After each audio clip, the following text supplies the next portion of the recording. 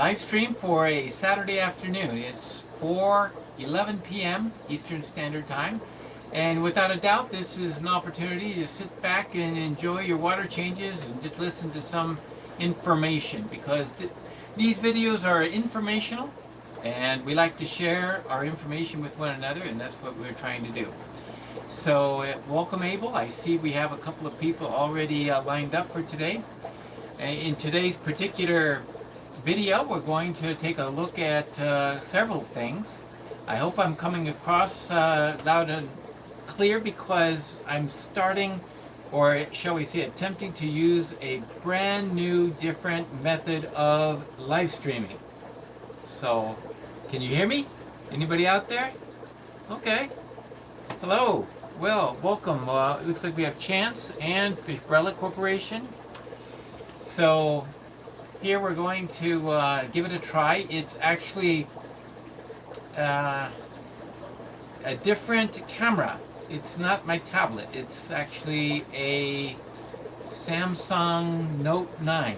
So we're going to give it a try and see if it's any better this week. Don't know if it will be. I don't know how the sound is, if it's worse or better than what is typical. Just let me know. More feedback, the better. So the best. Hey, Chris Stubbs at Stubbs Aquatics.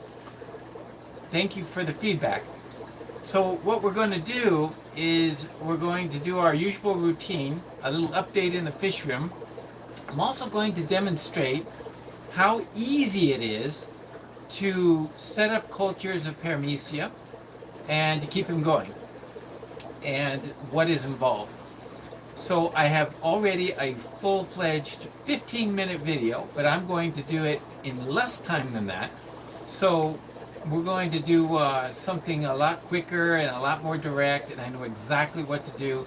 And so what it's going to do is it's going to actually give us some good feedback on what we need to do in order to get the cultures going and keep them going. So welcome, Roman. I'm so glad you were able to join today. It's a snowy day and not the best of weather to be outside, but of course it always helps to be in a fish room that's, let's see, 77 degrees Fahrenheit in here right now. My little meter tells me. So we've got some very interesting issues in the fish room.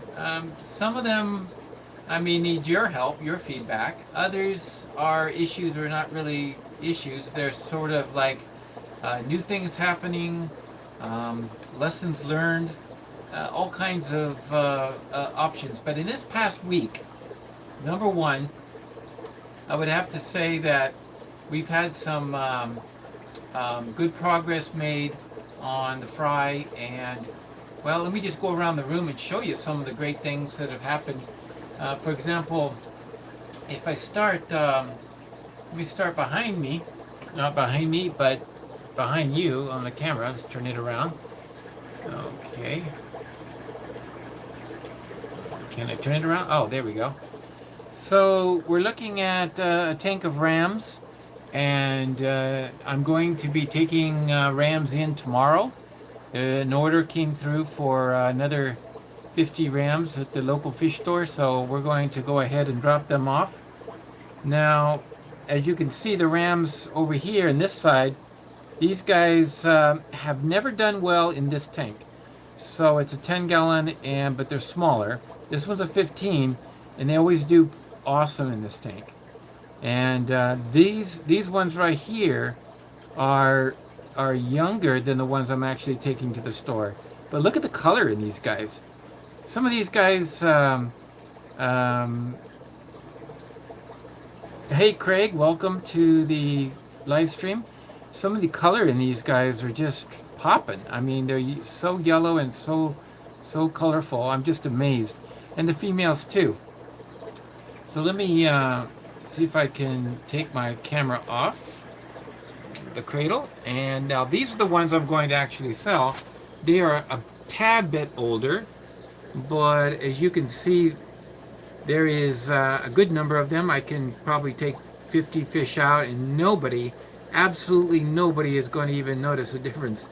So I'm going to have to do the fish shuffle, which I do every Saturday and Sunday.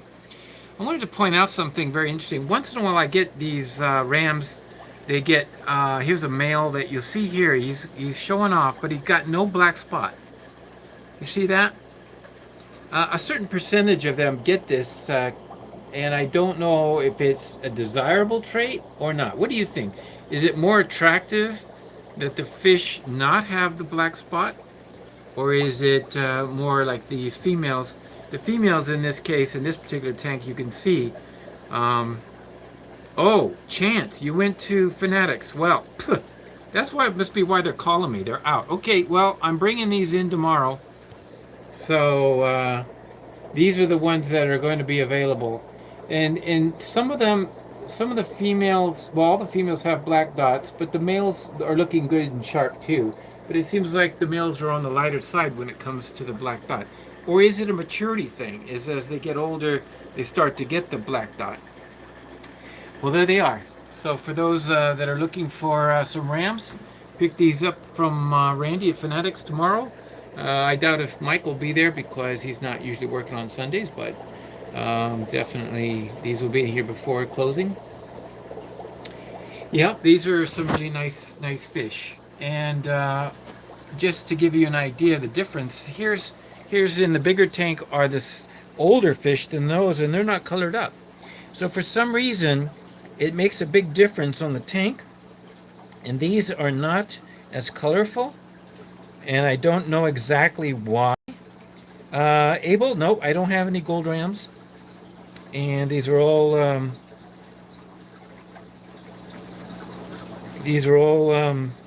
actually German blues, but I have noticed maybe it's depending on the pair that lays the eggs that they sometimes come out different. But I'll mention this. Notice that in the tank we were just looking at, the pair is pair number 4 and pair number E. They came out about 4 days difference. There's only 4 days different in age between these two groups. So this is actually a difference. These are actually different pairs. So there's a kind of a mix. So in the fish room, if we're going around, I wanted to point out the Discus pair. The Discus pair has been behaving very strangely. Now, obviously, when I come up close, the female comes up and she wants to get some food. She thinks she's going to get fed, which I probably need to throw some food in there. But the male is frisky all the time. He pushes and pushes and pushes, and you'll notice bite marks on her sides.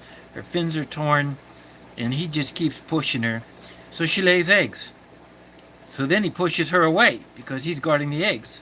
Look at him, you can see he's just dying to go down on eggs again. But the last 2 times that they've laid eggs, he's not been fertilizing them.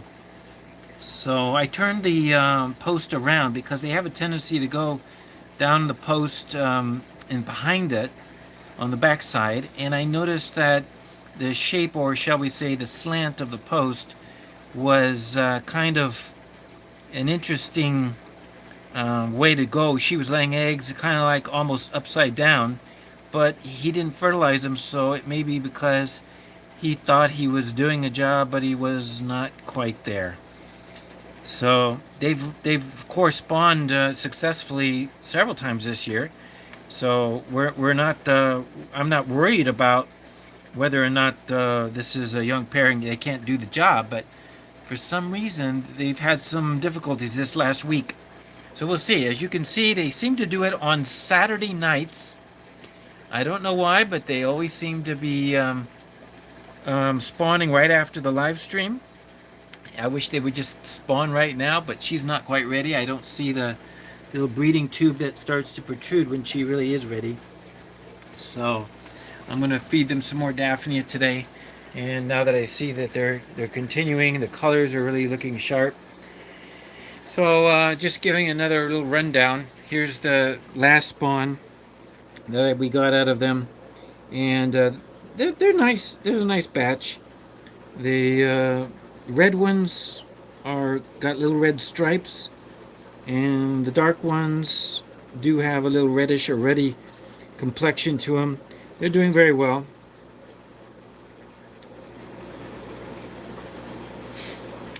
German Rams, the wholesale list. I don't know. That's a good question. What's on the wholesale list? I'd like to know that myself. I did put, as you can see, a little baby pleco in there, and he's working at cleaning this up. This was getting a little too grungy with algae, but he's doing a good job. Now, I know Stubbs Aquatics is excited about this. Here we go, another look at our checkered barbs. They're just growing like mad, and they're doing exceptionally well. They're looking sharp, and so they're going to be ready in no time. The green tigers in here, they're in here too, but there's just not that many of them, maybe 8 of them.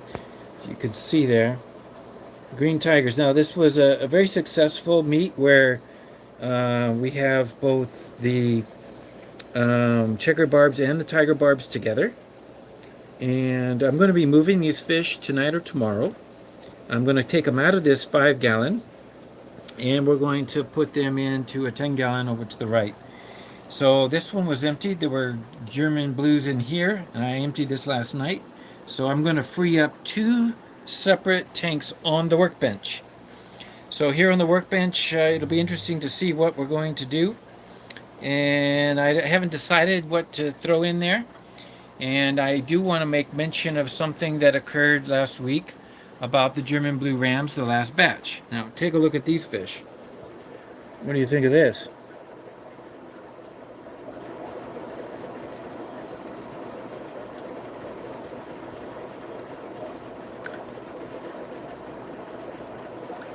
Now, what's interesting about this batch is we had a side-by-side situation going over on the nursery. So just to give you an idea, over at the nursery there were 2 breeder boxes. So the breeder box on the right it was a large one, and it had a huge batch. And that huge batch basically died out. Everyone would die. I was getting, as soon as they got to a certain size, they were dying. So the batch on the left, where you see the medium-sized breeder box right there in the center with the red clip on it, that one is the one we just looked at. Those babies I moved out of the breeder box and put them in the 5-gallon. So I'm testing something, and it looks like not one of them are dying. So what is it that causes one batch to just die out and the other batch not to? And there's same food, same water, in fact. What is it that makes the fish super skittish and they jump into the corners, whereas another batch, as you can see here, I moved the large batch, the second large batch, into this tank, and they're doing wonderful. They started eating and growing, and their bellies are full. Well, I think I've come to a conclusion that the best time to move these fish out of the breeder boxes is as soon as they're eating the baby brine shrimp. And as soon as they're on the baby brine shrimp, move them to a larger tank. And although I've had success before leaving them in longer because I didn't have much of a choice, if there's a chance to put them in something larger like this, it's still small enough that they can find the food. You can see there's still plenty of, right now, there's little baby brine shrimp in the water column. But they're doing well. Now, this is where the green platinums were. And that breeding project from 2 weeks ago turned out to be, I don't know, only had 3, 4 at the max fry out of it. So again, just like we did the other one, I decided I'll leave them in there with 3 or 4 little fish, and they were about the same size as these rams. So somewhere in here there's a couple tiger barbs mixed in, but I don't really worry about that. There'll be no threat, and there's no issue there. So these guys will catch up and grow, because I think the rams, if there's something that doesn't, if there's 2 fish in this fish room that grow fast, it's tiger barbs and it's German blue rams. They're the fastest growing fish I've ever seen. And just for comparison's sake, just so you get to know the German blues, here, as you can see, the German blues are here, and German blues. These are the electric blues. Excuse me, and they're doing okay in this. I put them in this larger tank, and they're still growing, and I'm just giving them more time. But they're like taking twice as long to grow as a regular German blue ram. Their genetics is just that much worse. So if these guys cost more at the store, I'm going to tell you why. It's because they do take a long time to grow up. Hello S. If I missed anybody, let's see. Shout out to Fishroom. And oh, Regis de Andrade is here also. Great. I'm glad you're able to join us. So that's something that is to be considered. So I did some swapping around last week. So these 3 10-gallons are pretty much open.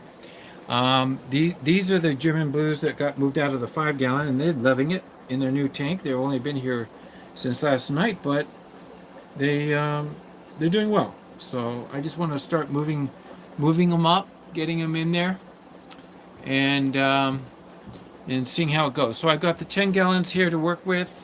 Oh, and while I'm here, I just want to point out the fry. We're getting a nice crop of Pseudomulo fricatus rainbows.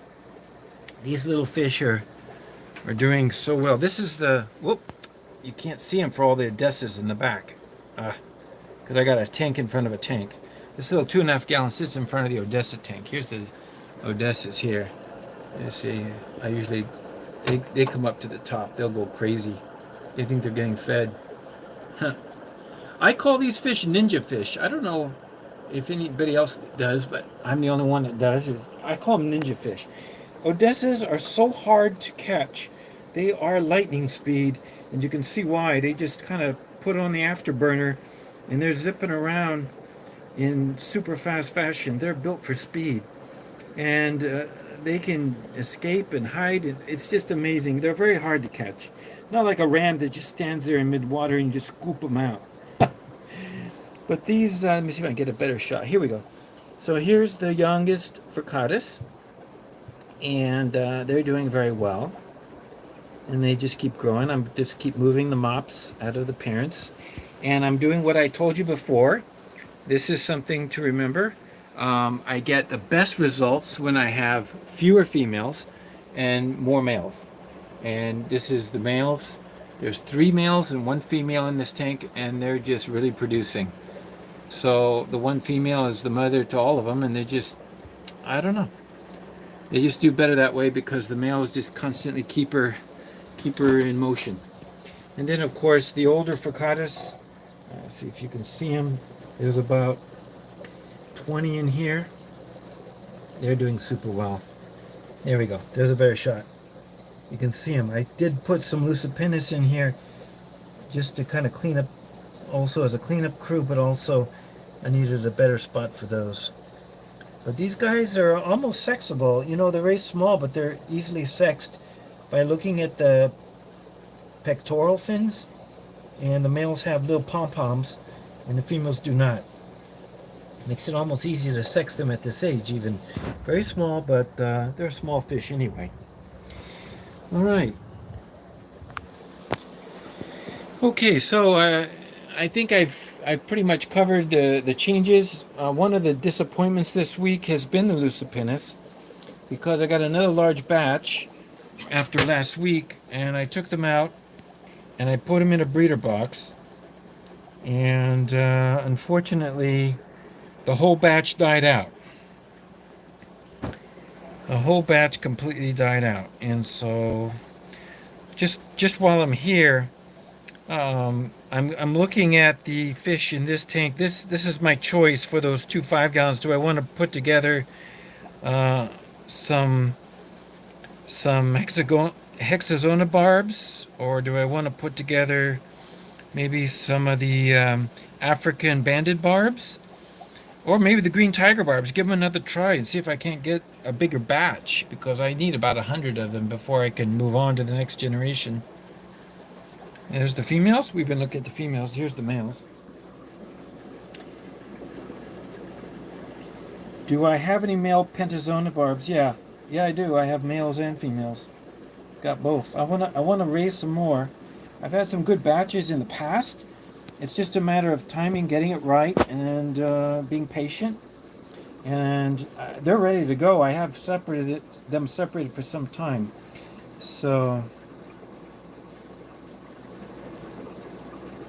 look at these guys. Kind of nice and very attractive. Chance, you asking about black rams? Yes.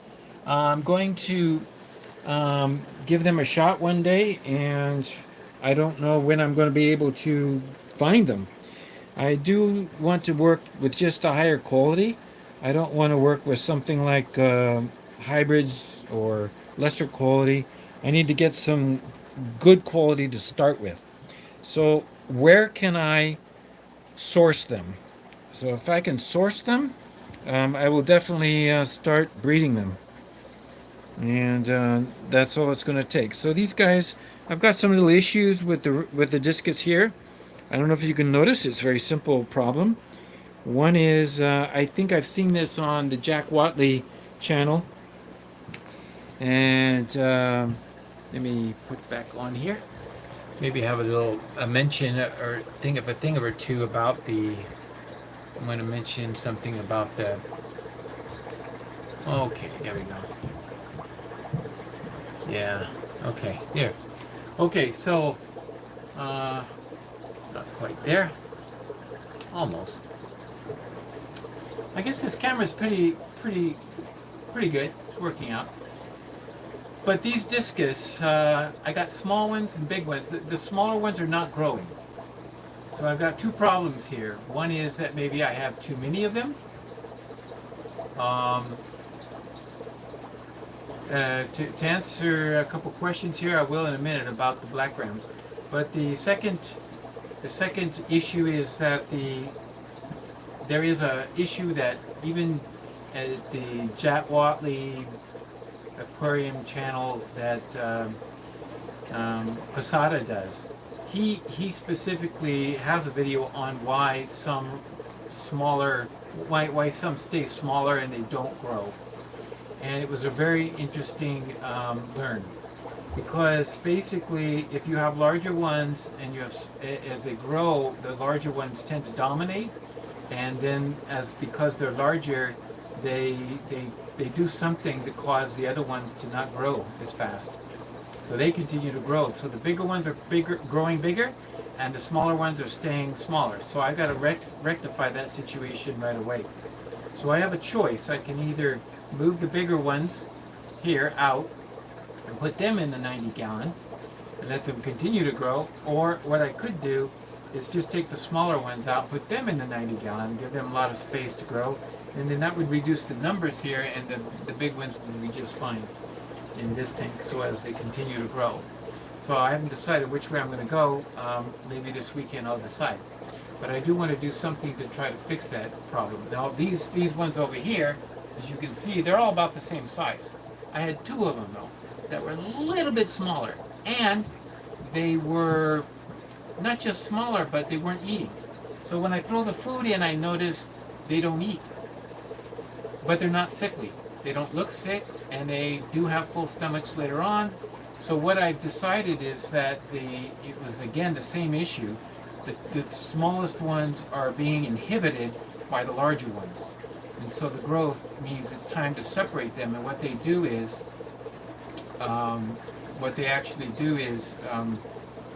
just separate them. And I took out the two small ones, put them in their own little 10-gallon back there, and then there's just two of them. And I thought, well, that would be good. So I observed their health, and they're doing great. They're really doing great. But interestingly enough, one of them is chasing the other one all around the tank. So again, two of them is not enough. They're like a cichlid, and maybe they should be in a group of more cichlids. So those two, which are now the size of the smallest of this group, I'll probably just re-put them all together. But I think that's the issue. I think it's aggression, and I think it's when they're growing, they need to be sorted by size, and I think that's the key. Anyway, any of you have experience with discus and you might have another explanation, well then please do share. Put a comment below when you're doing your thumbs up for the show, and you're doing all that. Please put a comment below after the program or later, and I'll respond. I always respond to all the comments. So now how? I'm going to mention some of the things mentioned in the chat right now about the black rams. I see a couple of comments there. One is sourcing them has been an issue. Fanatics in Mississauga has ordered them in the past from Israel, and I have asked the owner about this on multiple occasions. Basically, what he's found out is that he can order them. He tries to order them, but they don't come in. And he doesn't get them. When he investigated even further, he says something interesting. He says during the pandemic, they didn't have enough workers in the fish farm. And so many of the rams were laying eggs, and they didn't have the people to go along and collect the eggs. And of course, you've got the issue with the breeding of the fry, so raising the fry.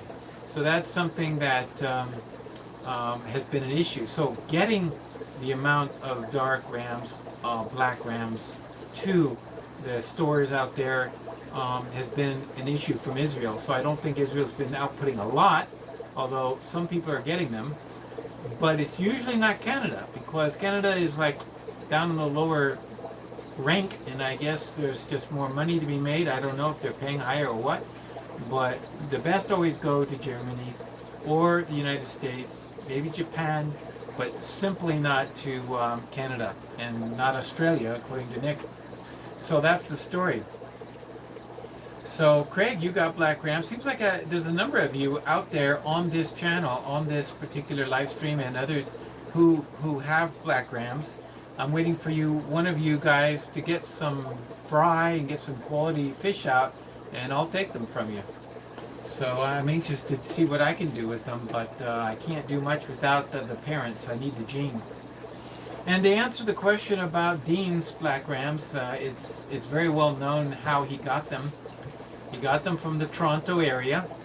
He got them from right here. And they may have come from Israel, who knows, but they came to here. And then there was a Canadian person just across the border from Washington. And he has family over here in Toronto. Picked up a batch of the black rams, took them back to Vancouver. And from there, he went down the border and shared them with Dean. And that's how Dean got his black rams. Yes, they came from the Toronto area originally. So that's what it is. It is what it is. So the story behind Dean's black rams. Now, there's other black rams too. There's several groups out there. Catfish Kingdom, welcome. You got bluebacks, but also Australian. I don't know where you located, Catfish. Are you in Australia? Is that how you got them, or are you in Canada? But that's really nice. Some of you have them. I know Jonathan has them. Both Jonathans that sometimes are connected. I think one of you are today, and there's also a Jonathan in Massachusetts, and he sometimes connects, and he's got them. But being able to source them, I guess, is the number one, or the start. Now, I wanted to just kind of swing back to the idea of my failures this week with the Lucipennis, and I wanted to tell you what I learned. I kind of like went back to my mentor, Greg Sage. He's got so many years of experience, and I asked him what he thought. He gave me some ideas, and I realized I was not doing something right. I understood him to say in the past that if you're listening, Greg, I know you're busy today. He's doing some work in the Fishroom, but he will catch the replay. So if you're watching the replay, please, everyone, if you're on the replay crew, be sure to put them, you're on the replay crew, put a comment down below. So what I learned was with the Lucipennis, I thought that a airstone was not good. Well, I took that to mean freshwater supply is not good. So I tried to reduce the amount of flow. So I had my fish in pretty much still water, and I was giving that a shot. I thought that's what it was. But it turns out that no, what he was really saying was the air stone isn't a great idea, but water flowing through the breeder box or the tank that you're using to raise the fry is an important thing. So water flowing through at a nice rate is the difference. And I'm going to do that this week. I'm sure I'll get eggs again this week. If not the next, that colony keeps producing. So I'm going to give that a shot. And what I'm going to do is I'm going to set up a breeder box with maybe even my a different pump or a. I have been using the water from above in the nursery area that's gravity fed into the breeder boxes, and then it overflows into the 7.5 gallon tank that the breeder boxes sit on, and then it overflows that into the sink. So I have this system where I can just keep dumping fresh, clean water into the breeder boxes. That will keep water flowing through, and I think that might be what is needed. So I'm going to give that a try because I think that's a big. Oh, catfish. Okay, yeah, Justin's Fishroom. So yeah, I watch Justin's Fishroom and keep up with all his ram stuff. He's a great source of information along with Nick. So the two of them in Australia, I think, are the only really fantastic ram production setups going on, and I recommend all of us to take a good look at that one. Both Justin's Fishroom and Nick. So yes, they have the black rams there. I've seen some of their black rams, very nice. But of course they can't get the fish out of the country, so we're all kind of stuck with that situation. So now let's pause here for just a minute, and before I get into the main topic, I just wanted to share with you something. I don't have any, and my camera's getting a little off. I don't have any videos that have come out this week that I've watched and would recommend, only because I didn't get much time to spend on it. But I do have, instead of a video review, I have a book review. And I'd like to mention this book. A very interesting book called Aquarium Style. Now if you're interested in this book, Aquarium Style, it kind of sounds interesting, like imaginative ideas for creating dream homes for fish. What's your idea of a dream home? Well, I think, for most of us, I think we think of a dream home for fish it's sort of like a home where they feel like it's natural. They're looking for, like, they really feel it's a natural home. So for us, a dream home would be like, planted tank, rocks, other crevices to hide in, and not your what do you call it, treasure chest air thing like years ago they used to have. Not something that's artificial, but everything looks very natural. But this book it's an amazing book. I mean, just look at it. It's got pictures of fish. I mean, these are, like, some of the pictures are pretty good. I mean, they give you an idea. They're really emphasized. And these are green tiger barbs, and they're showing what you can do with rocks and plants, and kind of giving you this idea that you can be creative in the background, make a grotto effect. But on the other hand, here's something. They're saying, oh yeah, you can make up fences and things, use sand, and this is like with the monos. But the book also, okay, here's one with gouramis, and they're saying, okay, look at the pots, and look what you can do. There's some live plants in the back. It looks like they're live plants. But one thing I noticed about the book, you go through it and you say, wait a minute. This book kind of gives me the idea that these bubbles, and you got bubble-eyed goldfish, and look at even the bottom of the tank. It's marbles. And do you know how hard it is to clean a marble bottom tank? This is pristine, by the way. For the photo, it's pristine. Anybody who had a tank like this, wow, that's tremendous. But I'll be honest with you. I mean, they got some great ideas. Here, the glass house, they're using glass. I mean, drinking glasses. These are real glasses, drinking glasses to make a background. You see what I mean? Maybe these scats are sort of enjoying it, you know, with all that glass in there, but I don't know. I think the hamster got out in this one. The hamster's floating around. But every one of these, I started thinking about it. What do you do when there's algae growing on this stuff? Oh, and look at the Danios in this one. This is for a bizarre photo. I think this is just for the photo effect. These Danios with the stripes, and you got the metal all over, and look at the bottom, glass beads. How do you clean a tank like that? Well, just so you realize, this book, Aquarium Style, is very interesting to look at. It's more like a bizarre world to just have some fun. But it is the most impractical book I've ever encountered in the fish world. Impractical.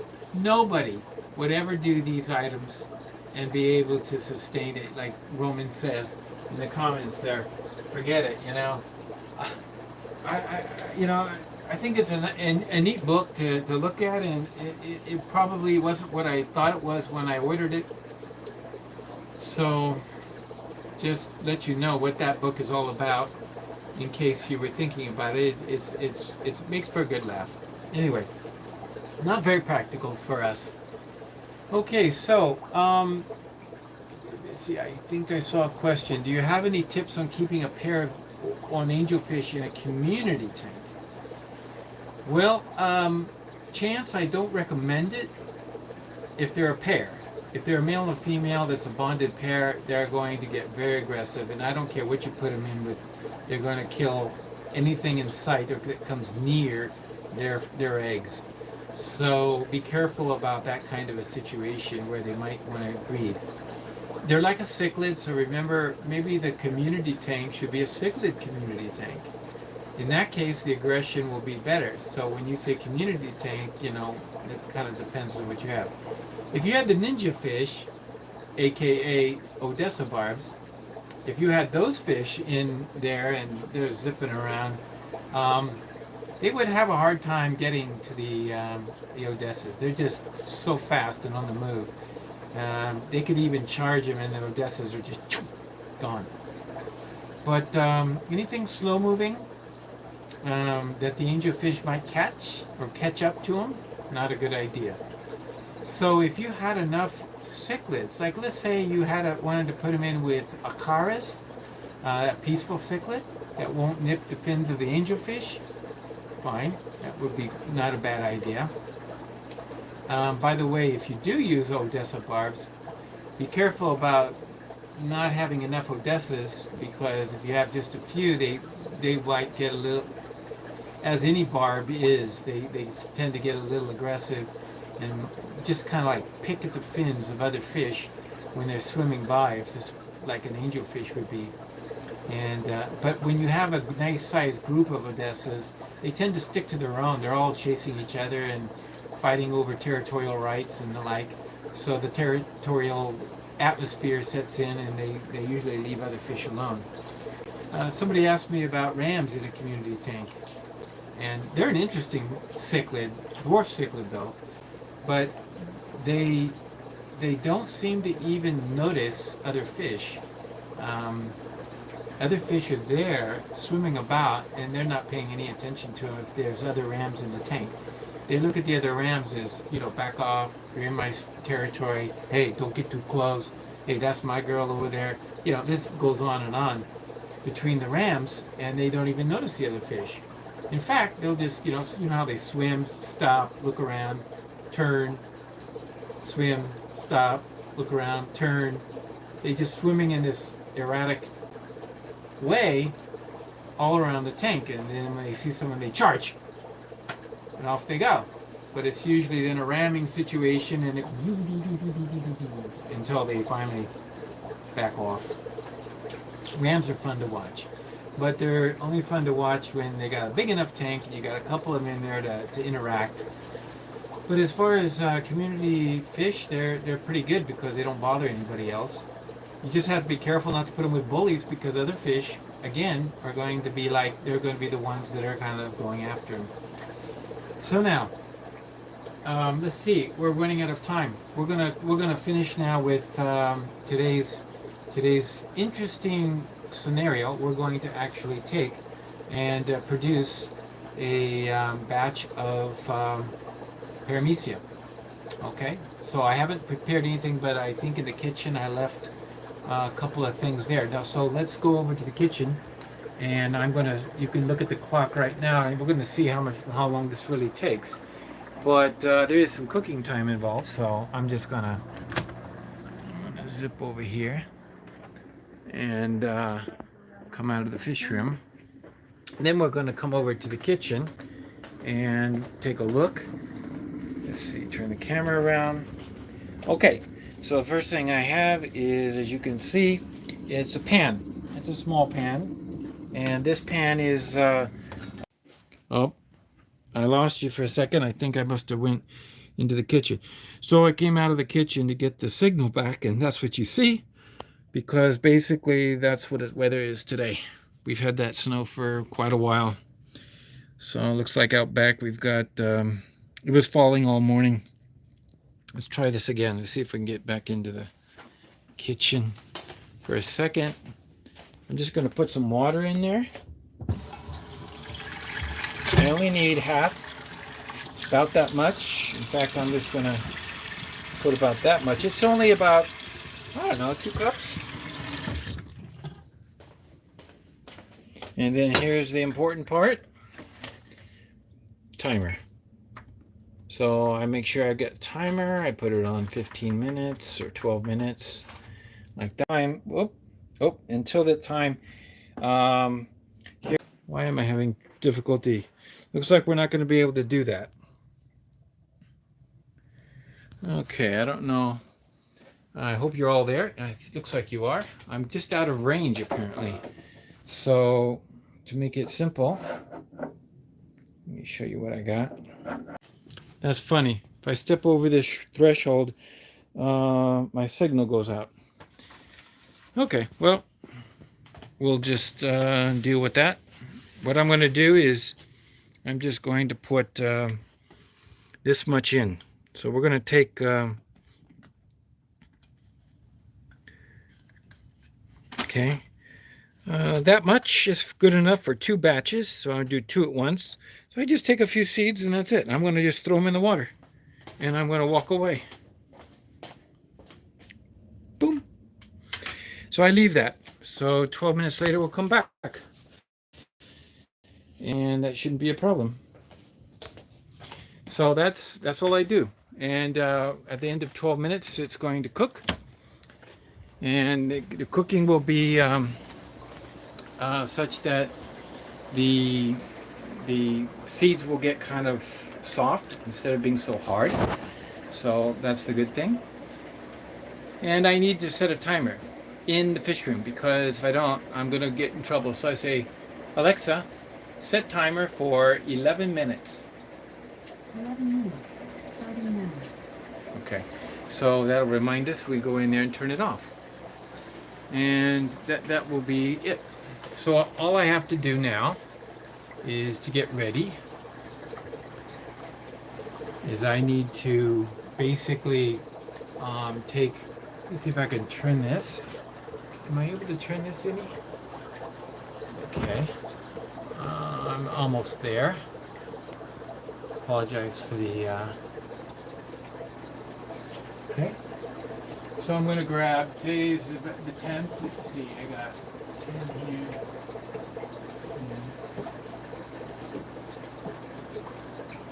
I got 2 containers, and these are 1.5 liter containers. And I'm going to put I need to move this a little bit, huh? There we go. That's a little bit better. Although it's totally not. My little holder is. Well, you can try something a little different. I'm going to try a different holder and see how this works. Yeah, we'll just do this one. Okay, so there we go. All right, okay, so I'm a little high here, but I don't know how else to make it better than that. So I've got the two containers sitting right here on the top. You can just barely see it. If I go any lower, the phone is going to fall. Okay. All right. Good. And we got our rams behind us. So I just take these and I say I'm going to add 2 scoops of. I'm going to add of the little seeds. I'm going to add about 5 seeds, individual seeds, to each one of these. 5, 10. That's it.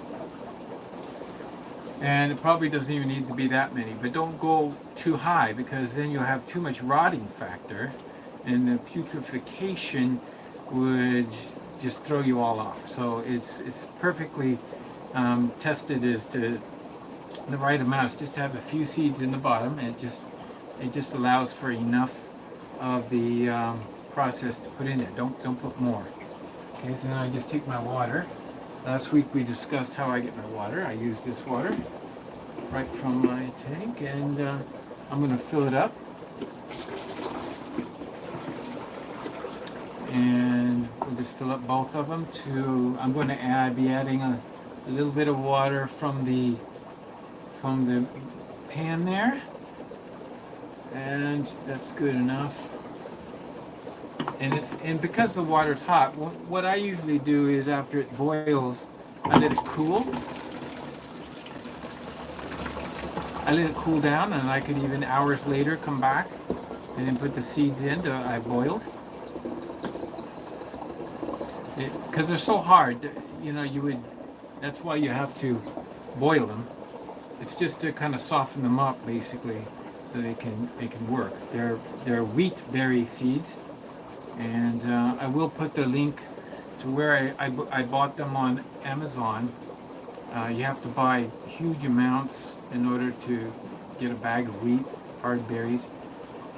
But once I have them, they'll store for a long, long time. And I share those along with a starter kit. If any of you need some Paramecia, I will send not just the berry seeds, but also the starter kit. If you're in the greater Toronto area and you come by, you can pick up one of these, and you'll have a full batch. You can start feeding your fry.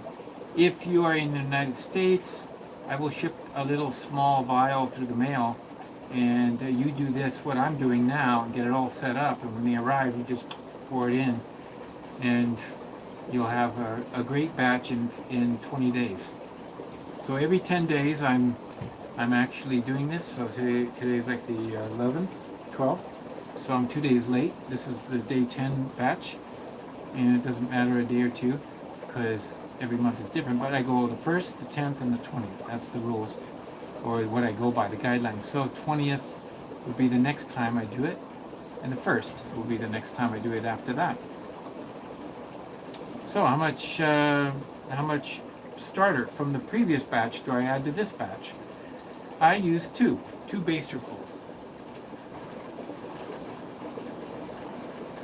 So here's my previous batch I'm using currently. It's a really good batch, meaning it's highly concentrated, and you can see it. I don't know if you're going to be able to see. I showed it before. It looks kind of. Let me use my handy dandy flashlight that's here. See if I can get you to see it. There you go. You see that? Oh wow. Oh man, they're really swarming. I got stirred it up a little bit. So you see, there's quite a bit in there. Those are Paramecia, very small, single-celled organisms, part of the family of Infusoria that many people talk about. Yeah, you need Infusoria. Well, this will get rams after a couple of days on this. I just do one baster full in the first tank of water, 2, repeat for the second batch.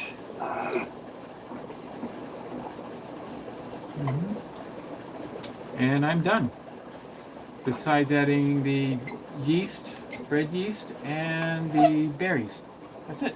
So, in a few minutes, just us talking here for a couple of minutes, I'm done. I do not, after this, today's edition, I do not have to,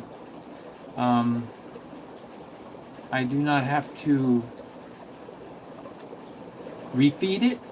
I don't have to, actually, when I do the 10th, I go back to the previous done one. The previous one will be the ones marked the first. And I do give them a stir because a film will build up along the top. And if a film builds up along the top, then I think air exchange is bad. So I just do this. I just do this on the previous batch. So I'll do that on the previous batch right now if I see that there's a film. But otherwise they just sit there. You do not need to keep stirring. You do not aerate it. You do not do anything more. So now my Paramecia are in the fresh water. Now what do I need is just the food source, and it's cooking, and the yeast. I forgot about the yeast. So hang on tight. I will get the yeast. In the meantime, I'm going to go get the yeast. But in the meantime, check out, if you remember these Odessa barbs, these are the Odessa barbs that we bred on the live stream number 1.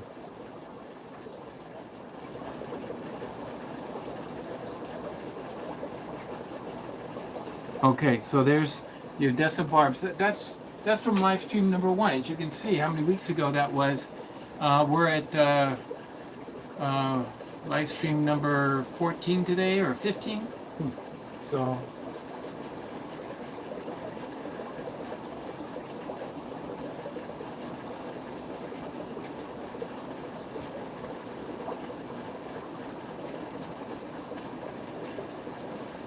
okay, got trip to the fridge. And I'm back, and this is what I use. Fleischmann's. This is just bread machine yeast. And it's bread yeast to keep it in the fridge. It's like a fine powder. I use my scoop. This is 1/32. I can even send you one of these if you order a sample or a starter kit. This is 1/32 of a teaspoon. So I put 2 of them in. So that's 1/16 of a teaspoon. No more, no less, and only one time. 1, 2. I think in my live streams, actually I already have put the link to getting these. Maybe not. I will add that link. So in today's live stream, after this, I'm going to add 2 links to the bottom in the description area. One is a link to what these are, 1/32 plastic. You know what they're used for is makeup. And you buy them, they're like makeup scoops. And so people use them and put them in the different makeup so they don't cross-contaminate. So they say, also you buy about like 50 of these or 25 of these in a package. And so they're all 1/32. So I'm going to put in the other one, the 2 scoops. And that's it. And I keep my scoop right in there with the bread yeast. That's it. That's the food. And I will say this though, when you put it in here, the water will turn milky white. And as you can see, the reason why is the bread yeast. It's not the Paramecia. It's the yeast. So as you can see, it's white. Don't worry about the white. It will clear up in just a few days. It will clear up in a probably I don't know, within 10 days for sure, because it'll be just a couple days and the white will disappear. So the yeast at first makes it cloudy white, but that's it. So these white ones are just done. Now we're just waiting for the berries to cook. Oh, how do you like that? They're ready. Okay, Alexa, stop. So I'm going to do one more thing. I'm going to run to the kitchen. And I'm going to get the boiling berries, and I'll bring them right back. However, in the meantime, I'm going to let you. It only took me a second to get there, but I'm going to go ahead and let you take a look at the fish here. Take a good look at those beautiful checkered barbs. I'll be right back.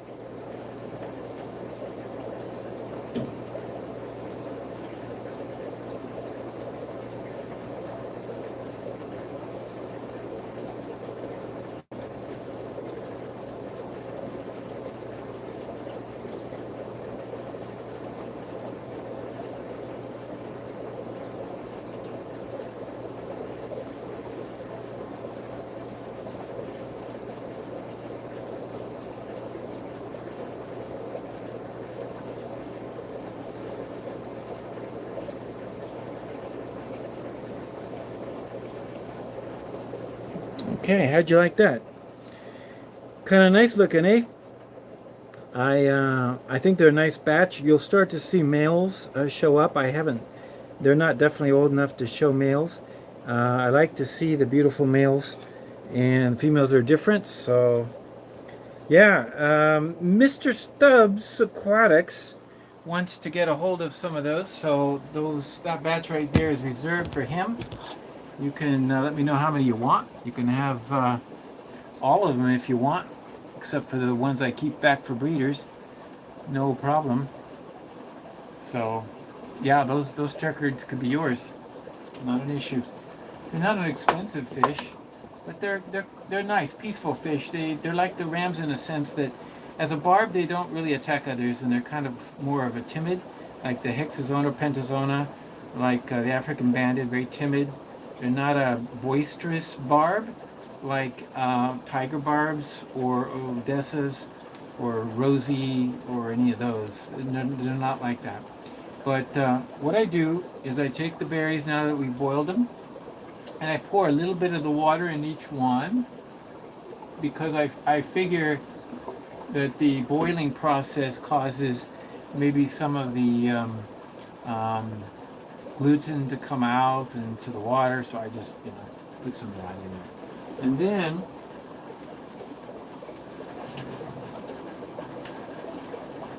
I'm going to take the berries themselves and count them. Let's see, I've got what to do. Here's, if you can see this, I'm just going to take them here. I'm going to just drop in 1, 2, 3, 4, the 6 in that one. And it looks like I have a good number here for the second one. There's 4, 5, 6. And if there's any extra, what's a berry or two? And that's it. Now, if you thought that was hard to redo, well, you shouldn't be in fish keeping, because that was a piece of cake, right? Yeah, okay, so this is ready to go. I mark it with today's 10. This will be the 10 batch for the 10th of the month. And I'm going to just put my lid. Now, I use a lid with holes. It's not sealed up. I just use it in case it spills over. I can grab it. If I knock it over, it's not going to keep pouring out, not going to dump out. It's just going to spew out a little bit, maybe. It's just for safety reasons. I might put my 10 back on there. I kind of lost. These are liquid chalk, and they just wipe them. I can mark on my glass. You see it on my tanks all over the place. I just put, if I need 50 for tomorrow, I'll mark something like that. Let me know that I need 50, and maybe even initials, or I have notes to myself, or all this. And then I just take a damp cloth and it comes off. But there we go. Got my tins on there. They're both marked for the 10th of the month. They're ready to go. In the next batch, the one we got from was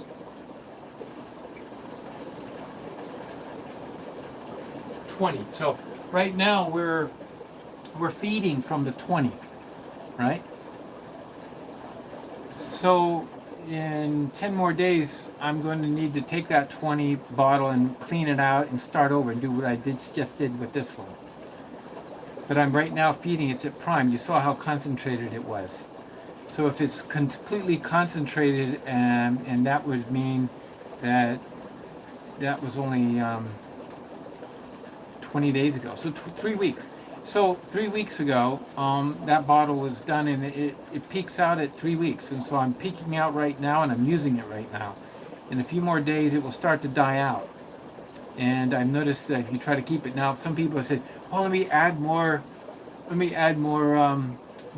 yeast." You could do that, but the water's already kind of putrid, and so you're just trying to baby along a condition that I feel is not worth it. Because you look, if I just did this today, and then 10 days later I do another 2 bottles like this, and then 10 more days later, I've got new bottles of peaked out at the prime, multiplied out to the concentration, so that one baster full I can put in. Now, why am I worried about concentration? Well, let me put it to you this way. Let's say the concentration is very high. That means to get the same amount of Paramecia into the tank, into the breeder box, or into the container where the fry are, I can use less liquid.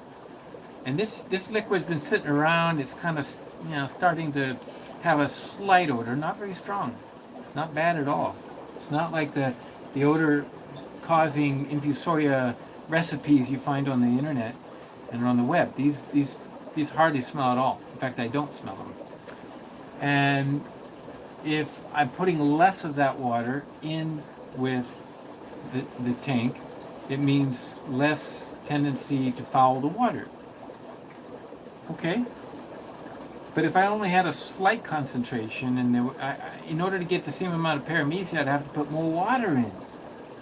And so it's the water that I don't want to keep putting in. In fact, if there was a way I could filter this out, it would be great, but there is none. Not even a coffee filter. These little guys go right through a coffee filter. So that doesn't do any good.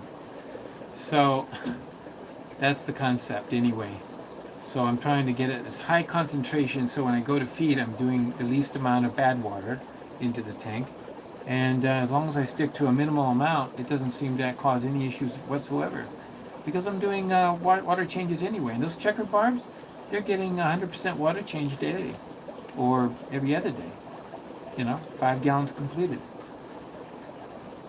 Theodore, welcome. And to answer your question, how many do I put? One baster full. I'll put one baster full. Yeah. If I'm changing the water of that breeder box quite regularly, because remember, at that age, when they're first starting to go free swim, I don't have water flowing through it. So I got to be very careful not to foul the water. So I will change half the water and then put a baster full in, or even a half. I think I have a tendency not to put a full baster full in. Experience has been that you don't need, because it's so highly concentrated with Paramecia, that even a half is fine. But maybe I'll repeat that like 2 or 3 times a day. But once 2 days go by, the fry are swimming in a nice, beautiful little group. Once that happens, that's when I can start weaning them off. I'll keep putting the Paramecia in, but I'll also add a little bit of baby brine shrimp. And the moment I see all of them with nice orange bellies from eating the baby brine shrimp, which they would prefer, not the Paramecia, I just stop this altogether.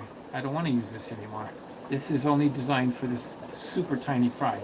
So in the 5-gallon scenario where we bred the barbs over here on the workbench, I will take this open and I will pour maybe a couple basterfuls. I want to get, when I first start to see the fry, I want them to start multiplying even in the tank. And so when the fry start coming out, Paramecia are everywhere, and they will continue to multiply even in the tank.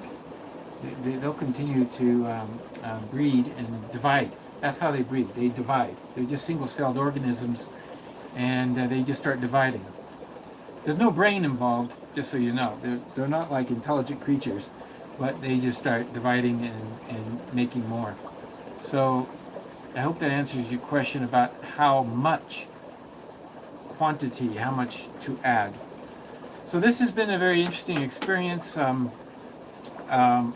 I have got it down to a very workable, very simple system, and as long as you stick to the schedule, you'll always have just what you need at the time you need it, because at any given time, I'm working on the 20 bottles right now, and by the time the date of 20 comes, I'm going to be refilling the 20s, so they're fresh.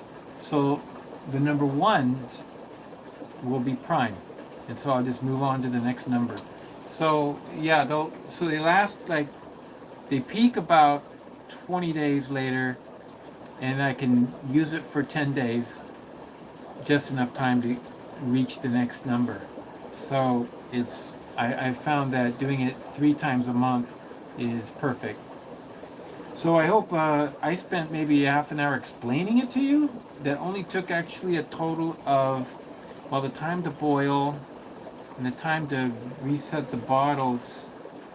Honestly, it only takes about 15-20 minutes max, and most of the time is cooking when you're doing other things, and you set the timer, so it's not like you're standing there for 20 minutes. It's not a 20-minute job. I could clean a tank in 20 minutes, but it's not like even cleaning a tank. It's just resetting the, so after when it boils, I shut off the range and then come back later when it's cooled down, and then I just do the bottle thing up in 5 minutes, and it's over with. Well, I hope that was a good, easy explanation. You can watch my 15-minute video on doing this, and that particular Paramecia video is the most popular video I ever did. It's what really got me going, and a lot of subscribers from it. If you're not a subscriber yet, please consider clicking on there. Oh, a question from Aqua Malik. Welcome, Aqua Malik. Yes. These are kind of large holes compared. If you had the vinegar eels, you don't want fruit flies to come. So with fruit flies, I would take this container and put a piece of paper towel, this kind of paper towel, or any paper towel really, put that on top, and then put the lid on. It would then hold the paper towel. You could use a rubber band over the paper towel for vinegar eels. But for the Paramecia, there's nothing that really goes and bothers them, and there's nothing that it's really attracting. So thank you, Aqua Malik, for joining us. But notice, big or small, they can be tiny. It doesn't really matter. I just put it on in case I spill something. If this knocks over, it kind of catches it. But I can't seal it, so that's why there's got to be at least a hole, because I want the oxygen to get in. And one last reminder, don't forget, after 10 days, there will be a film along the top. It kind of forms kind of thick. You just swirl it, get rid of it, and once it's broken away from the top, it'll sink down. Oops, sorry about that. It'll sink down and go to the bottom, and then you have this white gunk at the bottom. So in fact, I'll show it to you in the one that we're just gleaning from right now. Now this is kind of nice, because you know what else is interesting to show is in this bottom area. I'm going to actually use the other camera, the back side. Here we go. So in the bottom, you'll see this white stuff. This is basically from the rotting material, and it's not really the food that the Paramecia are eating. They're eating the bacteria that's from this. And you also see, like, there's a couple of seeds that are just kind of like rotting in there, and you notice that the white material is sort of on them. I can't quite focus on them though. I don't know why. Let me try to, maybe it's because of the light or it's focusing on the bottle. Turning it doesn't do much good. Oh, there you go. So you can see there's just a couple. Now, what happens if you have more seeds than I told you to put in there? You'll get a bottom full of this yuck. And so I try not to get the yuck in the tank. So as you can see, this fits perfectly. And I just bring it down, and the lowest I go is like that, and that's the length of the baster anyway. So it's going to sit there. It's perfectly designed to fit in this bottle. And before you ask, I'm going to tell you where to get the bottle. Because somebody has asked me before. I says, I don't see those. Where? I can't get them. But I'm going to tell you where to get Gold Peak tea. Gold Peak tea. You go to your local grocery store, and you do not go to the juice section. Do not go to the juice section. Do not go to the soda section. Do not go to the beer section. Go to the refrigerator section. The refrigerated section where they keep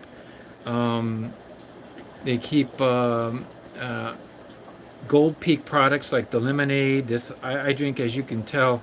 My favorite is the raspberry tea, and it's something that has to be refrigerated for the best taste. And so even if you haven't opened it, it's stored in the refrigerator. So that's where you'll find it. I get it at a place called Food Basics. It's a very cheap grocery store around here, and they have it. So why I like this bottle? It's 1.5 liters, of course, but also for some reason, maybe because of the refrigeration involved, I don't know, but for some reason the plastic is twice as thick as the soda bottles you buy, 7-Up, Coke, Pepsi. It's so much stronger and easier to clean, and I don't have issues. But notice the mouth.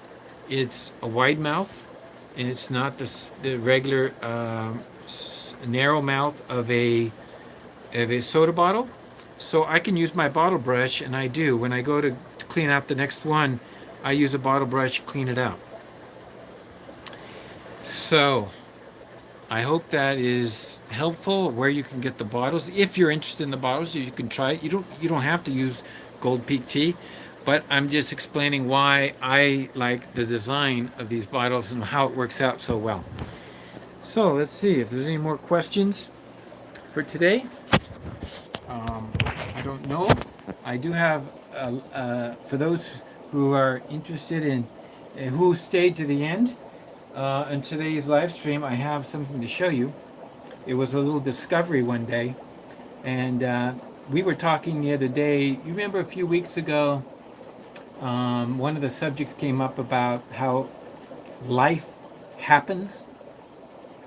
Life just happens, sometimes despite you. And I've had cases where, remember, sometimes the fish will just appear in your tank, and you're like, how did that get there? It happens to me on occasion quite a bit, but it happened again. And I haven't told you about it yet, but I'm going to go ahead and show you. What way I'm going to show you is I got to throw some food in.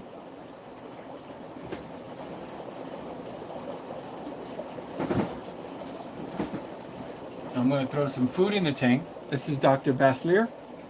And by the way, I just got an order in.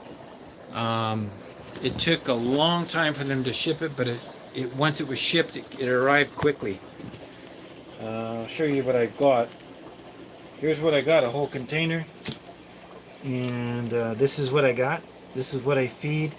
I have found this food to be the best when it comes to not fouling the water. I get the M size, which is quite small. M is for medium, but it's really quite small. I also bought a few others, but then you can get it in this size also. The I think it's 137 kilogram. What is it? What is the size of this thing? Doesn't it tell me? Huh. But anyway, this is the size. It's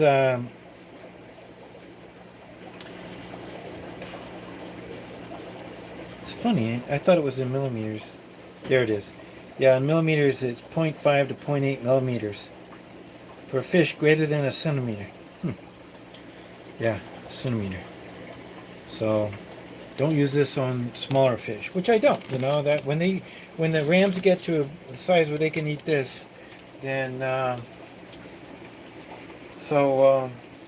wanted to mention this before I go. Also, these containers, because of the issues I've had with die-outs, I now, after use, after each batch, I put them in a mild solution of bleach water, and I just let them sit overnight. And when they come out the next day, they're super clean.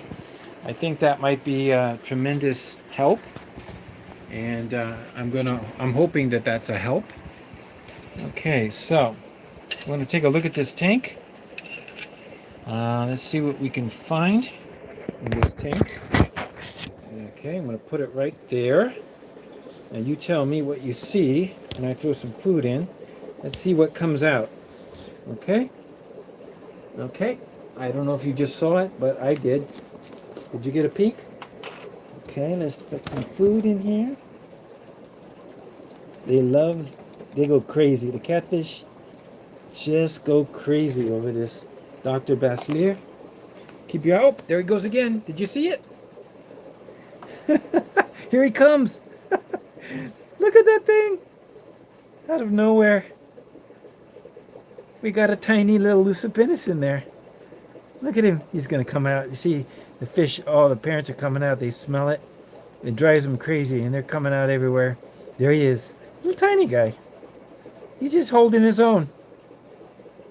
I think it's great when people realize that it is quite an art to escape the hungry mouths of a tank full of sharks like these and to somehow survive and grow up.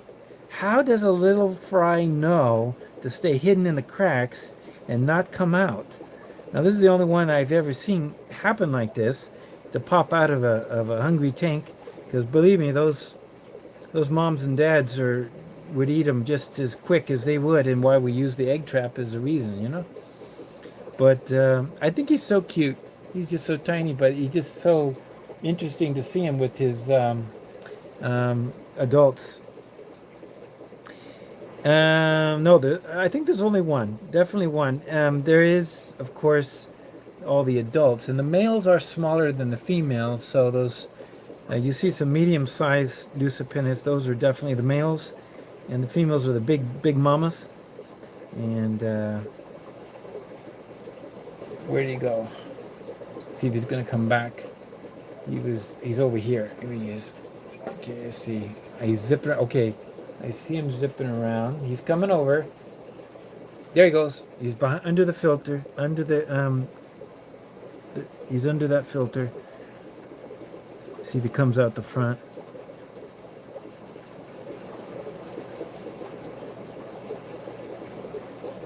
He's got more of a white patch on him, and if you're wondering what that is, it's part of the pattern of Lucipennis as they grow.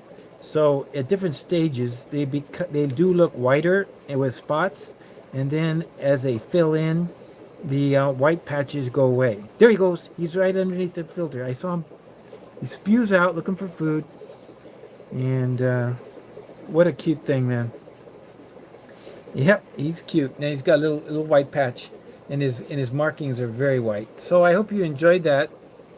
A little tidbit for the one you who've all stayed to the end. That was something that surprised me, but it always surprises everybody who has a fish room and just can't believe how life happens. And so that's another great example. So also leave down in the comments below if there's any other questions you might have. Always mention if you're on the replay crew, please feel free to join. And also if you do want a future subject for me to cover, or you want me to explain something more in depth, I would be happy to do that. And so if that's possible, then please, by all means, leave your suggestions down below. and we've still got some more projects coming up, and I have been working a lot of overtime lately and to get a project out, so it's been a little rough in the fish room. I've just been sort of sustaining things, and little projects have kind of gone on hold. But that's the way it is sometimes. You think, life happens again, with us too. So that's what's been tough about it. So thank you all very much. If you're haven't hit the thumbs up button, I appreciate very much if you do. If you didn't like it and you want to put the thumbs down, that I don't mind. It doesn't bother me a bit, but the feedback is always helpful, and it helps. I appreciate everybody joining in the Fish Fam, and everybody who's come along to here or is watching from. Boy, I'm glad about the feedback, Red Laser. Thanks for the feedback on the use of the phone. This is actually not a new phone. It is just my phone, and I was using my tablet before. So it seems like maybe the phone is a better way to go.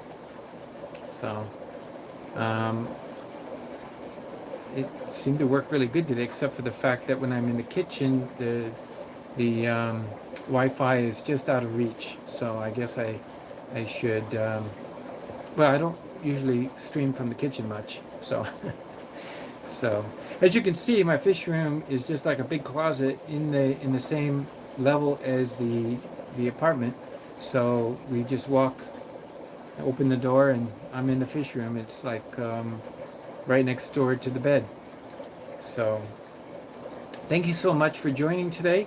I appreciate it, and a big shout out to all the help I've received too from Aqua Malik, and I recommend his channel. I've received a lot of help from Greg Sage over the years. In fact, even more recently, he's been a tremendous help. So his website is selectaquatics.com, and I would check out his videos. He's been working on putting out a second video, or not a second video, but a recent second video.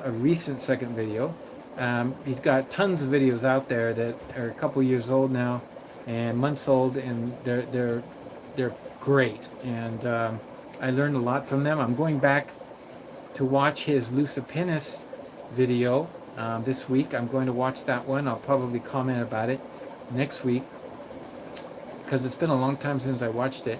But what he has set up is, I recall, the best he's come up with is using a 3-tank system. And one is like a sump, and the sump then feeds the main one, and then the main one trickles down into the baby tank, and then the baby fry tank then goes back into the sump. So he has a system where there's nice flow and lots of water volume. So it's a setup that is a little more intricate, and he's only developed it after years of practice, or experience, I should say. And so that is a great video to watch. I guess I could put the link to that video down below too. Why not? I'm doing the link to the scoops and to the his Select Aquatics, and what was the other video or the link I wanted to include? Where to get it'll come to me in a few minutes, I guess. So thank you very much, everybody, and hope you have a great weekend. I hope you enjoy your fishing, and if you go by and pick up some rams tomorrow, hopefully you'll enjoy it. It would be probably late afternoon. I would recommend you to go if you want to get some of these rams and take a look at them. And we'll all see you next week then. And it's Fish Easy signing off, thanking you all for joining today, and by all means, keep it real.